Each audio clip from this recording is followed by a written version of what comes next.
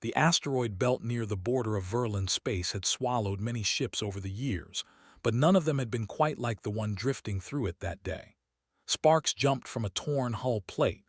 Smoke curled out of a broken vent and vanished into the vacuum.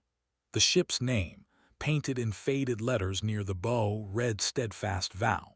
It looked like a ghost, limping through the rocks with half its engines dead. Commander Isolde Rain watched the wreck from the viewport of her cruiser, arms crossed, eyes narrow. She had expected a fight. She had not expected it to end this fast. Their shields collapsed after the third volley, said her tactical officer, a young Verlin named Dassin. Weapons are offline. Life support is barely holding. Should we finish them? Rain did not answer right away. She studied the wreck a moment longer, the way a hunter studies a fallen animal before deciding if it is truly dead or only pretending. Something about the whole fight had felt wrong. The human ship had turned to face them too calmly. It had taken the hits without much panic in its communications.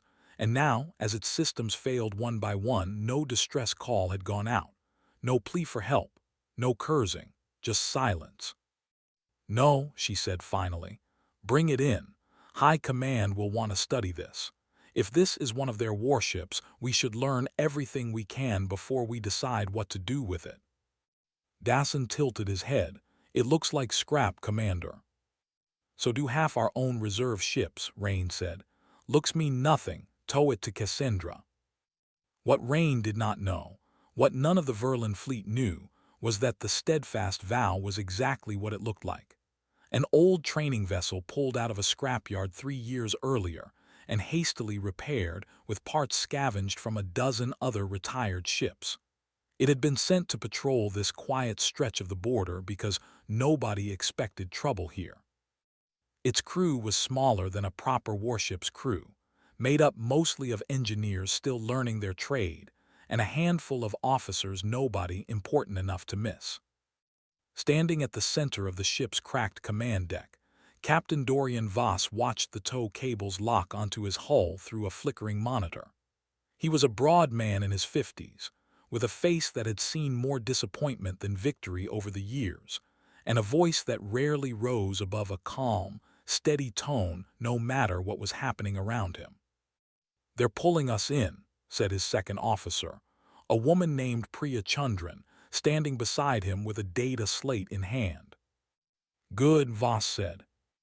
Priya blinked. "Good, sir." "They think they caught something valuable. Let them think that a while longer."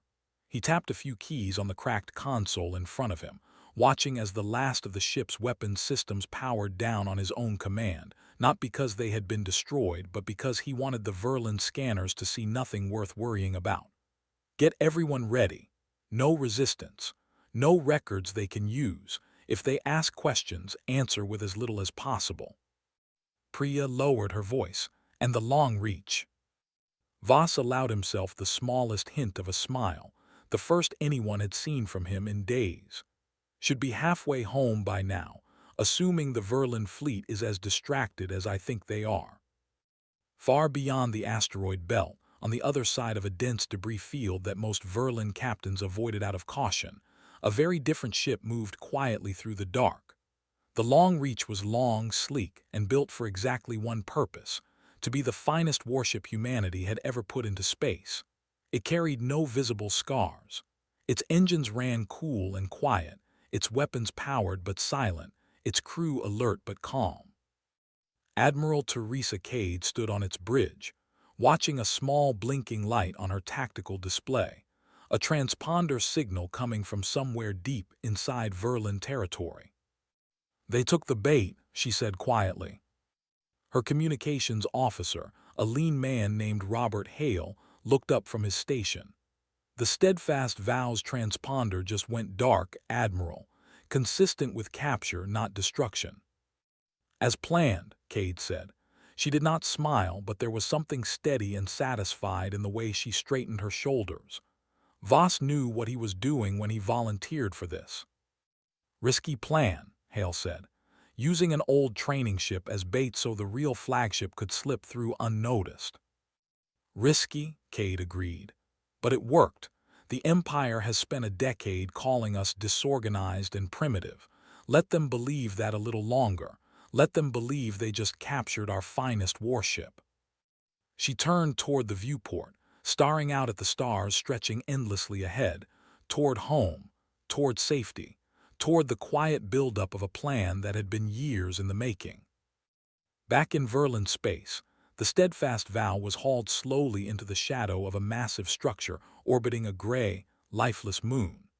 Drydock Cassendra rose out of the darkness like a fortress built from metal teeth, its docking arms extending outward to receive the newest prize in the Empire's ongoing war with the strange, stubborn species called humanity. Commander Rain watched the wreck disappear into the Drydock's belly and felt, despite the victory, a small and persistent unease she could not quite explain. She told herself it was nothing. A win was a win. The humans had lost their ship, and soon the Empire would understand exactly what it had captured. She was wrong on both counts, though she would not learn that until it was far too late. Inside Drydock Cassendra, the air smelled like hot metal and old machine oil. Verlin technicians moved along the docking arms in small groups, running scanners over the captured hull, taking notes, arguing quietly among themselves about what they were looking at. None of them agreed on much, except that the ship in front of them made no sense. "The hull plating is decades old," said one technician, a thin engineer named Corval, tapping his scanner against the metal. "Patched in a dozen places. Half these welds were done by hand, not machine."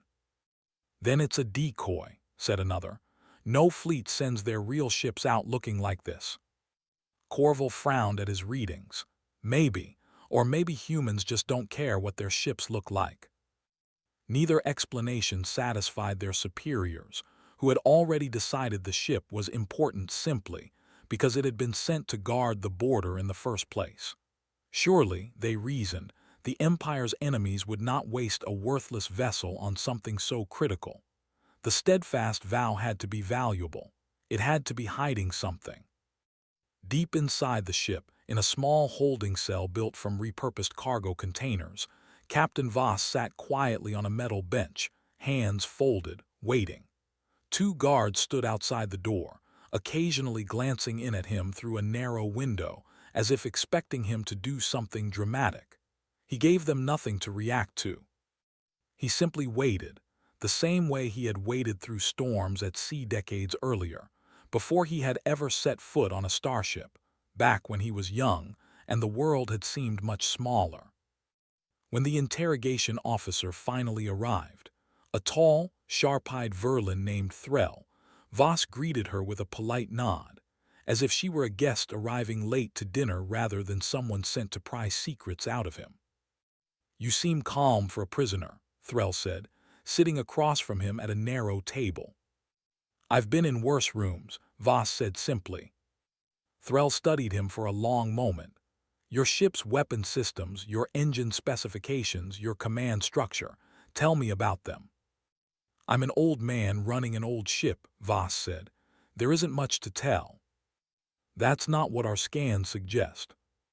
"Scans can be wrong," Voss said, and something about the calm certainty in his voice made Threll pause, just for a second before she pressed on with her questions. Elsewhere in the facility, the rest of the human crew had been separated into smaller holding areas, mostly labor holds meant for prisoners assigned to menial work. Priya Chundran found herself assigned to a maintenance detail, repairing minor damage on unrelated Verlin equipment under the watch of a board guard who clearly considered the assignment beneath him. She worked slowly, carefully, occasionally glancing around the room, memorizing details that seemed unimportant on their own. The location of a maintenance hatch here, the timing of a guard's patrol there, the layout of a corridor that connected the labor holds to the main dock. Beside her, a young engineer named Ravi Okonkwo Nalan pretended to struggle with a stubborn bolt, buying himself extra time to study a control panel nearby. He was barely into his 20s, one of the ship's newest crew members, still learning the difference between confidence and recklessness. He had been terrified when they were captured. Now, watching the quiet, methodical way the older crew members behaved. He found himself calming down, taking cues from people who clearly were not panicking. "They're not even watching us that closely," he whispered to Priya when the guard turned away. "They think we're beaten," Priya said quietly, not looking up from her work. "Let them keep thinking that." Days passed in this quiet rhythm. The humans worked, cooperated, answered questions with vague, harmless information, and slowly built a picture of the facility around them. Nothing they did looked like resistance. Everything they did was, in fact, exactly that. Commander Rain, meanwhile, found herself increasingly uneasy as she reviewed reports from the interrogation teams and the labor supervisors. Nothing in the reports pointed to any obvious threat, and yet something about the pattern bothered her. Prisoners who should have been desperate were calm. Guards who should have been cautious were growing lazy, lulled by weeks of uneventful routine. She raised her concerns during a briefing with Drydock Director Merk Assen, a heavy-set Verlin officer more interested in the political credit of capturing an enemy warship than in the details of how that ship behaved. "They're prisoners, Commander," Assen said, waving a hand dismissively. "Of course they're calm. What choice do they have?" "With respect, Director, I've studied human behavior for years. This isn't calm, it's patience. There's a difference." "Patience for what? They have no weapons, no ship, no way out." Rain hesitated, unable to fully explain the feeling gnawing at the back of her mind. "I don't know yet," she admitted, "but I'd like permission to increase security around the ship itself and to limit any further power restoration to its systems." Asen sighed, clearly annoyed at being pulled away from more important matters. "Noted, Commander. I'll consider it." He did not consider it. Within days, under pressure from Imperial scientists eager to study a functioning human vessel rather than a dead one, Asen authorized limited auxiliary power to be restored to the steadfast vow, just enough to bring select systems back online for observation. It was, though no one in the drydock realized it yet, the first domino in a very long, very careful plan finally beginning to fall. The first sign that something had changed came from a maintenance drone. It was a small, spider-legged machine that patrolled the lower decks of the steadfast vow, checking for leaks and structural damage while Verlin engineers observed remotely from a safe distance. On the third day after auxiliary power was restored, the drone's feed suddenly flickered, showed a burst of static, and then displayed a stretch of corridor that, according to the ship's old schematics, should not have existed. Corval, the thin engineer who had first inspected the hull, stared at the screen for a long moment before calling his supervisor over. "This corridor isn't on our maps," he said. His supervisor squinted at the image. "Maybe the maps are outdated." "Maybe," Corval said slowly, "but that door at the end looks recently reinforced. Recently, as in this ship has been quietly rebuilding parts of itself since we brought it in." The report reached Commander Rain within the hour. She read it twice, feeling the same unease from before sharpen into something closer to certainty. She requested full access to the ship's internal power logs, the detailed record of exactly how much energy had flowed through which systems since the auxiliary power restoration began. What she found made her stomach tight. The numbers did not match the simple, harmless activity the Verlin scientists expected from an old, damaged vessel. Small amounts of power were being redirected constantly, in patterns too deliberate to be random malfunctions. Somewhere inside the steadfast vow, systems were waking up one at a time, carefully, quietly, like a sleeping animal slowly testing whether it was safe to move. She brought this directly to Director Asen, this time with the data laid out clearly in front of him. "Look at this pattern," she said, pointing to a graph on her data slate. "This isn't decay. This isn't old systems failing randomly. Someone is directing this." Asen studied the graph with visible discomfort, but old habits of dismissal died hard. Perhaps automated repair protocols. Their systems could simply be self-correcting. For 3 weeks, in patterns that consistently avoid our monitoring sensors, Rain's voice sharpened. Director, I believe the crew members we captured have been using their limited access to slowly restore this ship's functions, right under our observation. To what end? They have no weapons, no shields. They're locked in a facility surrounded by our forces. I don't know their end goal yet, Rain admitted. But I would like to shut down the auxiliary power immediately and increase security around the vessel. This time, worn down by the persistence in her voice, Asen agreed, though reluctantly and with visible irritation at being pushed into a decision he still did not fully believe was necessary. The order came too late to stop what had already begun, but it did force a change in strategy aboard the Steadfast Vow. In a small maintenance room deep within the ship, disguised as a storage closet on Verlin schematics, Priya Chandran and Ravi Akonkwo Nalan worked quickly by the dim light of a single hand lamp, rerouting a final set of cables before the shutdown order could take effect. "They're onto us," Ravi whispered, hands moving fast despite his nerves. "They're onto something," Priya corrected, not slowing her own work. "Not everything. We're close enough now. The captain wants defense subroutines active, not full power, just enough to protect ourselves when the moment comes." "When is the moment supposed to come?" Priya paused just long enough to glance at him. "When the long reach arrives, which means soon if the numbers I've seen are right." Across the ship, in the same narrow interrogation room where their conversations had become almost routine, Threll sat across from Captain Voss once more, her patience thinner than it had been in previous sessions. "Strange readings are coming from your ship," she said. "Perhaps you'd like to explain them." "I've told you," Voss said calmly. "It's an old ship. Old ships do strange things when you feed them power after years of neglect." "You expect me to believe that's a coincidence?" "I expect you to believe whatever the evidence in front of you suggests," Voss said. "I'm not in a position to control what your scanners detect."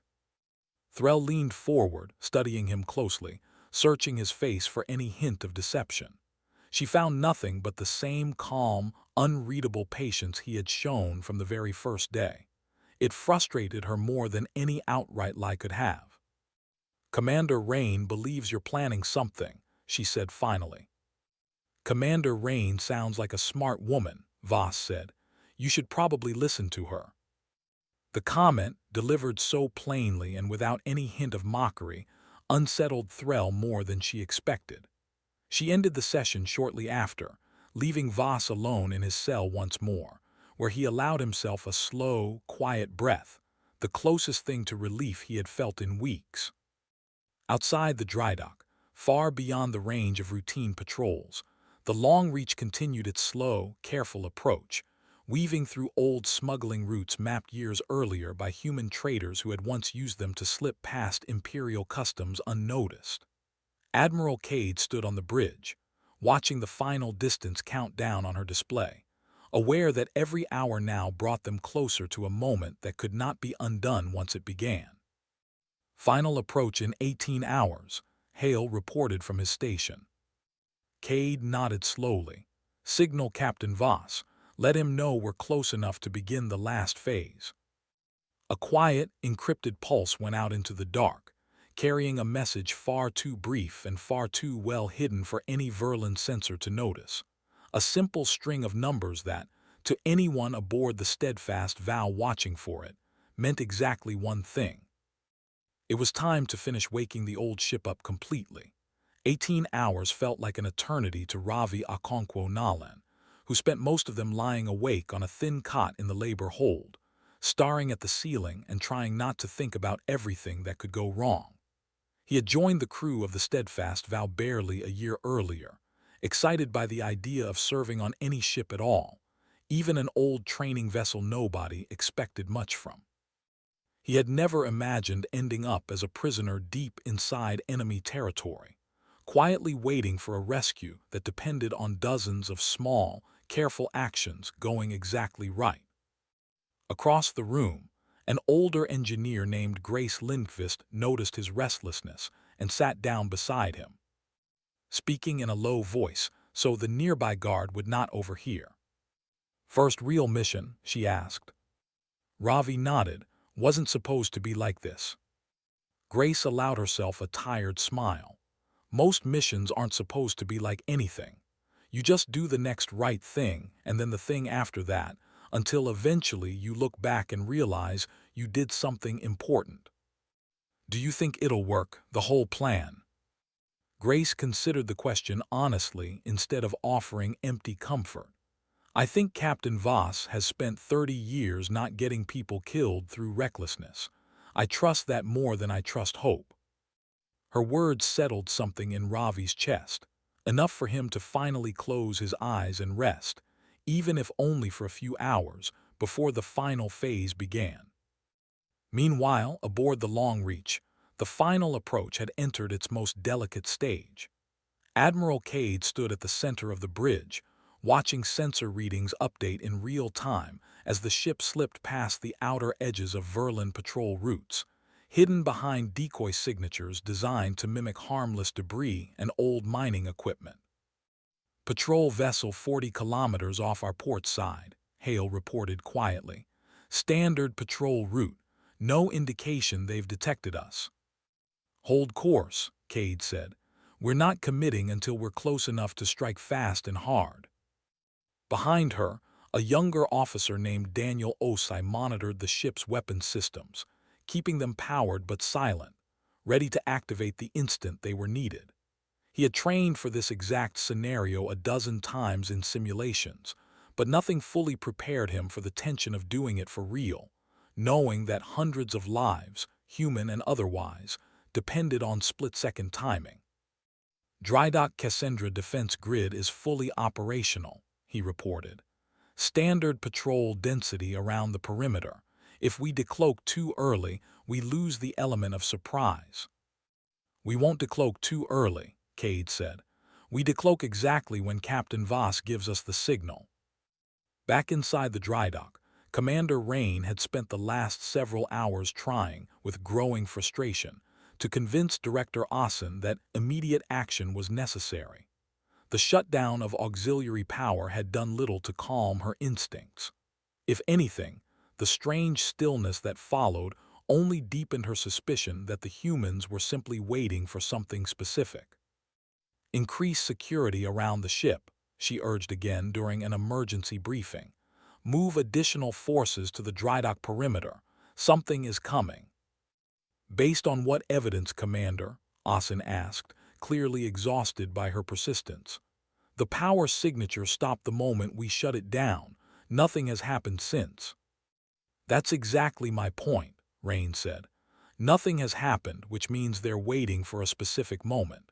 Prisoners who plan quietly rarely stop simply because we caught them once." Before Ossen could respond, an alert chimed sharply from a nearby console. A junior officer rushed over, reading the display with visible confusion. "Sir, we're detecting a power fluctuation from the captured ship again. Small, but active." Rain's stomach dropped. "I thought we cut the auxiliary supply." "We did," the officer confirmed.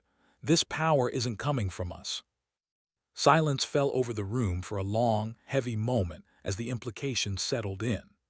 If the steadfast vow was generating its own power without any external supply, then whatever the humans had been quietly rebuilding over the past several weeks was far closer to functional than anyone had believed possible. "Lock down the drydock," Rain said sharply, no longer bothering to phrase it as a request. "Full security alert. Move forces to contain that ship immediately." Ossen, finally shaken out of his complacency, nodded and began issuing orders, though even as the alarms began sounding through the corridors of Drydock Cassendra, it was already too late to fully undo the weeks of quiet preparation that had led to this exact moment. Inside the steadfast vow, Captain Voss stood on the cracked command deck, watching status indicators flicker to life across a console that had been dark for weeks. Priya stood beside him, along with two other officers who had quietly rejoined him once security patterns shifted enough to allow it. Internal defense grid active, Priya reported. Weapons systems limited but functional, engines at partial capacity. Good enough, Voss said calmly, despite the alarms now blaring faintly through the ship's damaged hull sensors from the dry dock outside. Signal from the long reach. Received 12 minutes ago, Priya confirmed. Final approach underway. Voss allowed himself a brief, steady breath, the same calm he had carried since the moment they were captured. Then it's time. Get everyone to their stations. However small our part is in this, we play it well.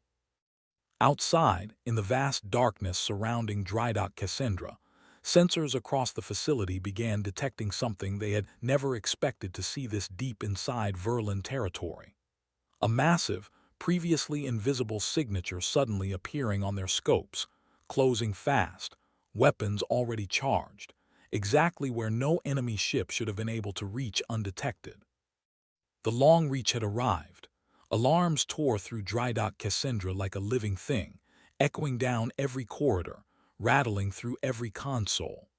On the command deck overlooking the docking bays, Director Asen stared at the tactical display in disbelief as a massive contact appeared out of nowhere, already well inside the facility's outer defense perimeter. That's impossible, he muttered. Nothing gets this close without triggering our patrol network. It did, Commander Rain said grimly, already moving toward the tactical station. Divert everything to defense. Full power to the shield grid now. The long reach did not wait for the drydock to organize its response. The moment its cloaking field dropped, its weapons opened fire in a precise, devastating sequence, targeting the outer shield generators first. Explosions bloomed silently across the drydock's hull, sections of the massive structure shuddering under the impact as automated defense turrets scrambled to respond. Inside the ship, Admiral Cade watched the results scroll across her display with calm focus. Shield Generator 2 is down, Daniel Osa reported. Generator 4 following. Their return fire is disorganized, they weren't ready for this. Keep pressure on their defenses, Cade ordered. But hold enough reserve power to protect our own hull. We're not here to destroy the facility. We're here to get our people out. Deep inside the drydock, the sudden chaos was exactly the opportunity Captain Voss and his crew had been waiting for. As emergency lighting flickered through the corridors and guards abandoned their usual posts to respond to the escalating crisis outside, Priya led a small group of engineers and cadets through a service corridor toward the labor holds, moving fast but controlled, exactly as they had quietly rehearsed in their minds over the past several weeks. Corridors clear, she called back. Move. Grace Lindqvist and Ravi Okonkwo Nalan were among the first to reach the labor hold, where the remaining human prisoners were being held under a much smaller guard detail than usual, most of the facility's forces having been pulled toward the main battle unfolding outside. We need to move now, Grace told the startled prisoners, pulling open a maintenance hatch Ravi had memorized weeks earlier during his supposed repair work. Follow the service corridor, stay low, stay quiet.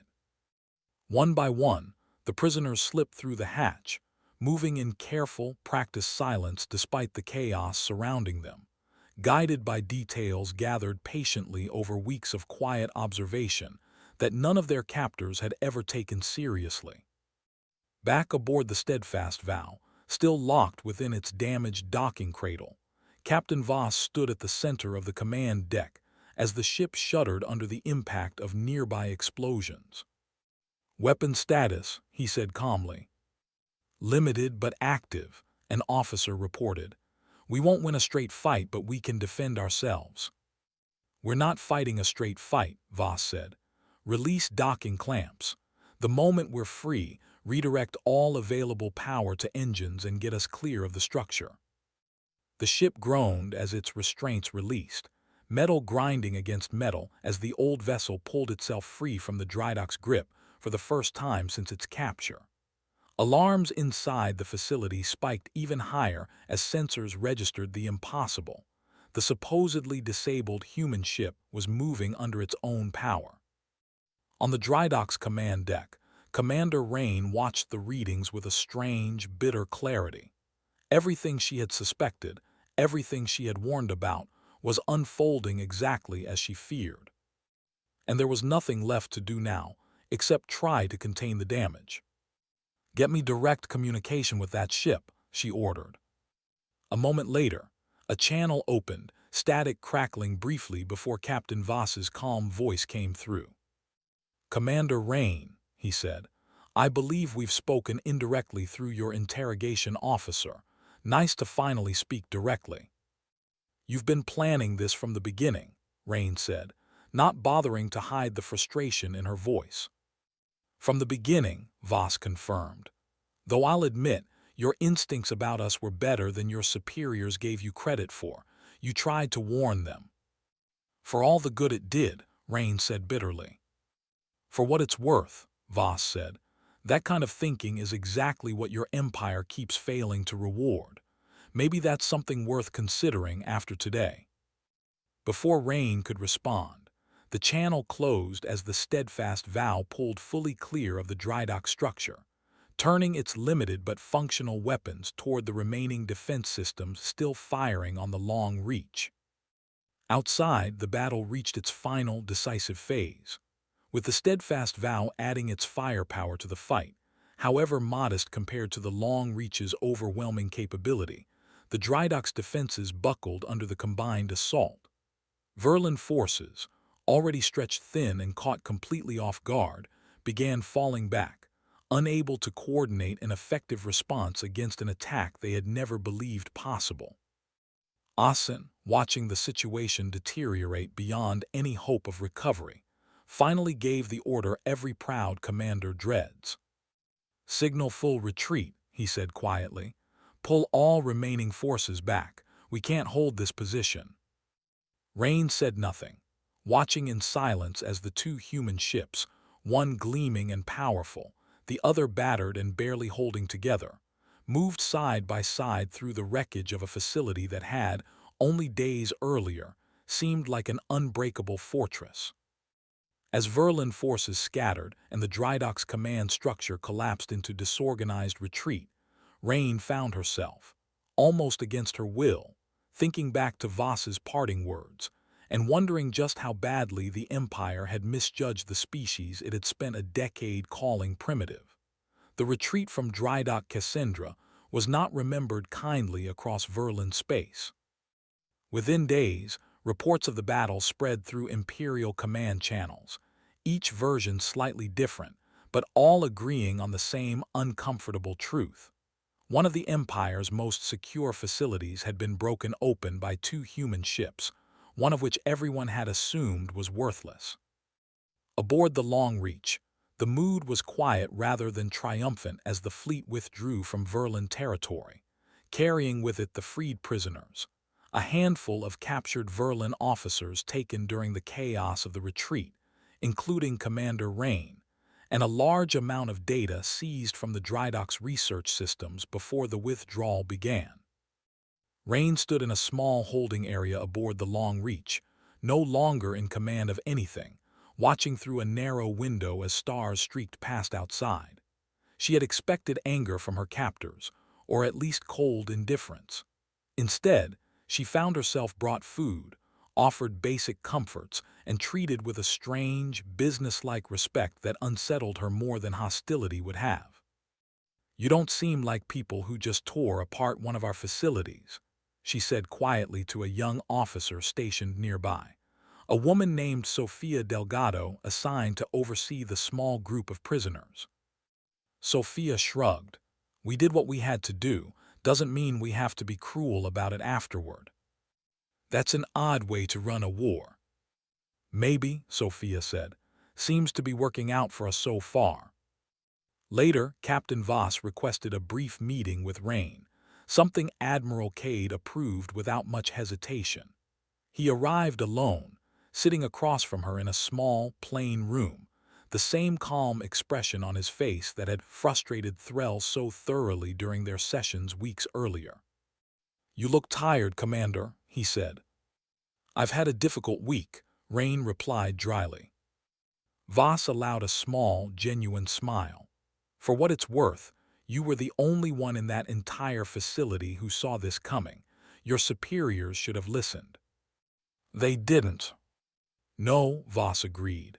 "And that's not really my problem to fix, but it might be something worth thinking about now that you have time to think." Rain studied him carefully. "You're not trying to recruit me." "No," Voss said simply. "I'm just telling you that an empire which punishes people for being right isn't one built to last. Do with that whatever you'd like." He left shortly after, leaving Rain alone with her thoughts, and for the first time since her capture, she found herself questioning not the humans she had fought against, but the system she had served so loyally for so long. Weeks later, humanity's fleet returned to its home shipyards, a quiet, orderly return rather than the celebration one might expect after such a significant victory. The steadfast Vow limped into dock alongside the Long Reach, its hull scarred, its systems held together by patches upon patches, looking every bit as unremarkable as it had the day it was first sent out as bait. Captain Voss stood on the dock as his crew disembarked, exchanging quiet words of thanks and relief with the people who had trusted his judgment through weeks of uncertainty. Admiral Cade approached him personally, offering a firm handshake rather than any grand speech. "You did good work out there, Dorian," she said. "Both of you did." She glanced toward the battered old ship behind him. "I'll admit I had my doubts about using her as bait." "She's tougher than she looks," Voss said. "Most old things are if you take care of them properly." Cade allowed herself a small laugh. "There's a promotion waiting for you if you want it." "I'll think about it," Voss said, "after I've had a proper night's sleep." Elsewhere on the dock, Ravi Okonkwo Nalan stood beside Grace Lindqvist, watching the quiet, unglamorous scene unfold around them. No parades, no crowds, just tired people returning home after doing something they had believed in enough to see through. "Feels strange," Ravi admitted. "After everything that happened, I expected something bigger." Grace smiled faintly. "Bigger isn't always better. Sometimes quiet just means you did it right." Far across Imperial space, the effects of the battle rippled outward in ways the Empire could not easily control. Other species who had long watched the war between humans and Verlin forces from a cautious distance began quietly reconsidering old assumptions. If a supposedly worthless human ship, crewed by cadets and engineers, could break open one of the Empire's most secure facilities, then perhaps humanity was not the disorganized, primitive threat the Empire had spent years describing. Inside a quiet debriefing room aboard a human research vessel far from the front lines, Commander Rain sat across from a small group of officers, no longer a captive under guard, but a guest slowly, cautiously choosing to share what she knew. "Your captain told me something interesting before I left," she said. "That an empire which punishes people for being right isn't built to last." "Do you believe that?" one of the officers asked. Rain considered the question carefully before answering. "I'm starting to." Back at the human shipyard, the steadfast Vow sat quietly in dry dock, engineers already beginning the slow work of repairing it once again, patching new damage over old, the same as they had done many times before. It was not a flagship. It was not built for glory. But it had done exactly what was needed, exactly when it mattered most. And in the long, complicated war between two very different civilizations, that quiet reliability had proven far more dangerous than the Empire had ever imagined possible. The Empire had locked away a ship it believed to be humanity's finest weapon. In truth, it had locked away something far simpler and far harder to defeat, a crew of people who refused to be underestimated, no matter how unimpressive they appeared on the surface. And now, having learned that lesson the hard way, the Empire would spend the rest of the war trying and largely failing to forget it.